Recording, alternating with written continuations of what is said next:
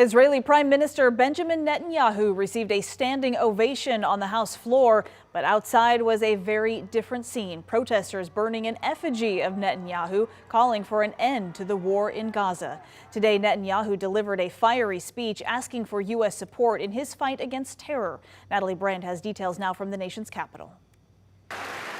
Speaking before a joint meeting of Congress, Israeli Prime Minister Benjamin Netanyahu unveiled a plan for Gaza's future after the war. Israel does not seek to resettle Gaza, but for the foreseeable future, we must retain overriding security control there to prevent the resurgence of terror, to ensure that Gaza never again poses a threat to Israel. The Israeli Prime Minister is in Washington hoping to bolster U.S. support for the war against Hamas.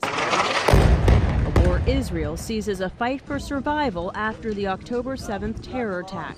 Our fight is your fight, and our victory will be your victory. But some lawmakers are sending a message of their own, choosing not to attend. They're protesting Netanyahu's leadership in the face of international pressure for a ceasefire in Gaza.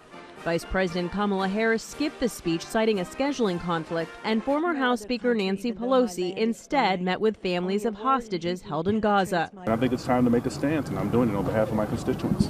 In addition to the boycotts inside the chamber, protesters rallied outside, gathering hours before the Prime Minister's arrival. Palestine will be free! Thousands of pro-Palestinian demonstrators assembled near the Capitol, as well as other demonstrators who support Israel but are staunchly opposed to Prime Minister Netanyahu, calling on him to prioritize bringing home the hostages. He is doing everything he can to sabotage the deal for his own political survival.